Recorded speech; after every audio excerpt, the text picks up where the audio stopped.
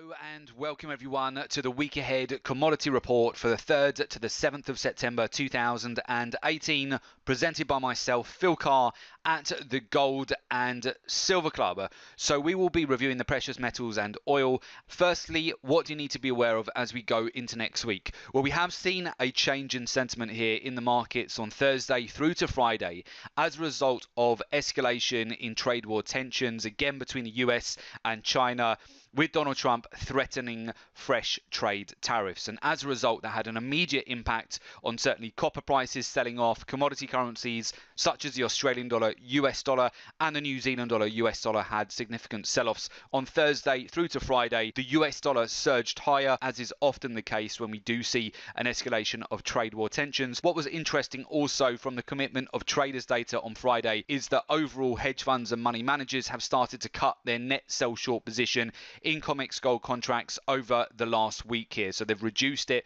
for the first time in a month. And we're seeing a little bit of support coming in, certainly around 1,200 US dollars per ounce. On a closing basis, gold continues to hold above that level. It is at a decision point as we go into next week here, because the dollar could be primed for a breakout higher. So with that, we'll move over to the charts. Gold closed on Friday at $1,200.75 per ounce. Where you will see the support coming in at the moment for gold is around 1,200. We've had a couple of breaks below that level on Thursday and Friday, but we haven't seen any follow through. Usually when gold consolidates like this and then you see a break of support, you would anticipate follow through.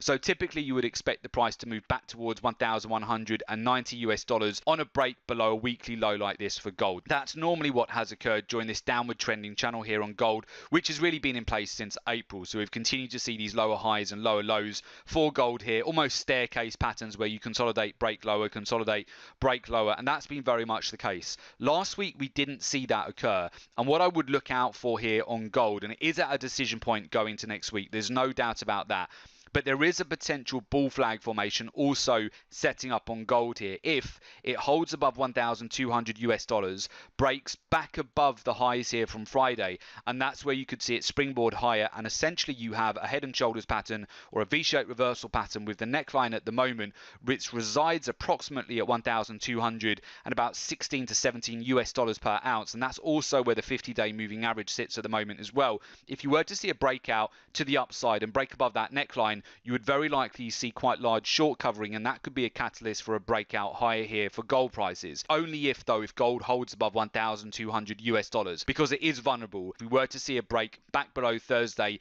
and Friday's lows, then I would anticipate a move back towards 1190. As long as it closes below that level as well, it would need to break and close back below approximately 1199, and then you could start to see follow through, and then we would likely come back down towards 1186, then below that 1175, and possibly take out the swing lows as well if we really saw momentum pick up to the downside and if the US dollar started to springboard higher.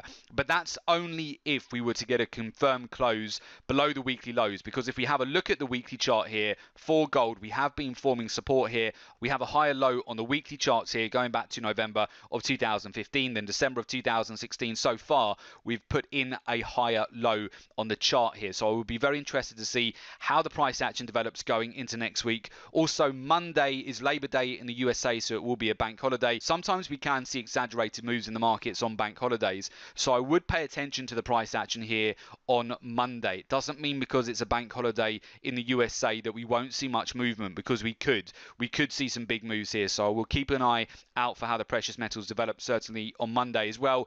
Bear in mind that Friday too is also non-farm payroll, so that would likely be a catalyst for some big moves here going into next week as well. So that's really what I'm looking out for on gold this week, whether we are going to hold onto this channel and whether this is a bull flag getting ready for springboarding higher from 1,200 US dollars, or whether we're just going to see another breakdown in price, a failed breakout, and then a move back down towards 1190 to 1180 and possibly lower than that if we really see the dollar index pick up momentum. So gold is at a decision point. Now moving over to the dollar index, the US dollar has now broken down to 4-week lows as of last week. So the US dollar broke down to 1-month lows, and predictably it's come back into a major zone of support where it has bounced here over Thursday and Friday. We've got a breakout back above the 50 MA, back above Tuesday, Wednesday and Thursday's highs. We've got a bullish breakout above those zones. We could certainly see some additional follow through to the upside on the US dollar next week, taking it back up towards a weekly pivot Then we want to see whether there will be follow through beyond that zone. We are still at a layer of resistance where it could still hold at this zone and potentially roll over, or we could fill this gap towards a weekly pivot and possibly, if we break the weekly pivot, make a move back towards the upper Keltner channels here around the 96 level. The US dollar into the close on Friday, that sort of reversal there does suggest that it wants to go higher in the early part of next week, but then we want to see whether it would follow through later on in the week. And of course, Friday we have non-farm payrolls as well. It could be that the US dollar does pause here and consolidates. We've got quite a lot of resistance as well, just around the 95 zone, and that's where it's holding around that zone into the close. So definitely watching the US dollar going into next week here as well. Then moving over to silver, silver's price structure has definitely been weaker than gold over the last week here. So if we have a look at the silver chart on the daily here, you can see where it broke out last week, back up to $15 per ounce. We broke above the weekly highs, no follow through at that zone. We hit the weekly pivot, we then saw a reversal which has continued to follow through on Thursday and Friday, and we're essentially right back at support at $15.50 here. We've got a little bit of underlying support with a slightly higher low on the chart, but essentially we've got also a bit of a pennant formation as well. So next week will be a decision time for silver prices as well, as to whether we're going to take out Thursday and Friday's lows and then start to make a move back towards $14.30 here, or could still be a level where we do see silver hold support and start to break out above this pennant. So really it's a decision point. The closer that we get into the apex of this pennant, the more likely we are to get a significant move in either direction. We do have a bearish close on silver on Friday, but it needs more confirmation to suggest that we're definitely going to have a revisit back towards a recent swing lows. But in terms of sentiment and momentum right now, gold has been stronger than silver over the last week. But I would definitely watch the US dollar closely here in the early part of next week to see whether it will follow through and put pressure on commodities priced in US dollars, or whether the dollar holds at this level and continues to consolidate. So we'll be watching that very carefully.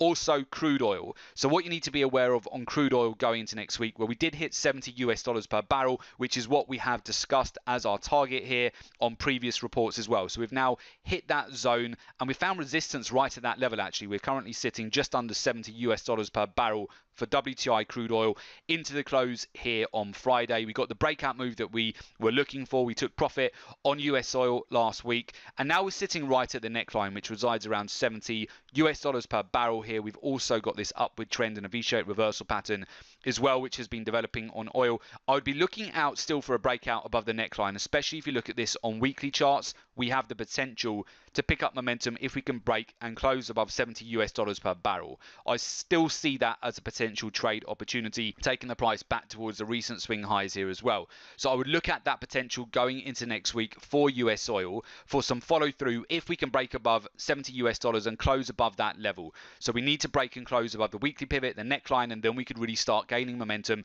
back towards the $72 per barrel level. I'm also at the moment looking at pullbacks as buying opportunities. So for example, if we were to see a pullback back towards a 50-day moving average and lower trend channel, and that gets supported on lower time frames, I'd look to buy back into that, and then looking for a move again back towards the recent swing highs of $70, and then beyond that for a move back towards the upper Keltners here as well. On the flip side of that, if oil was to sell off and then not hold this underlying trend channel and, for example, break back below the 50-day moving average, then we would look for a potential sell short opportunity on that as well if we were to break through a lot of this support. But for the time being, the price structure has been well supported, and I would look for the potential to buy back into any weakness at the moment on US oil.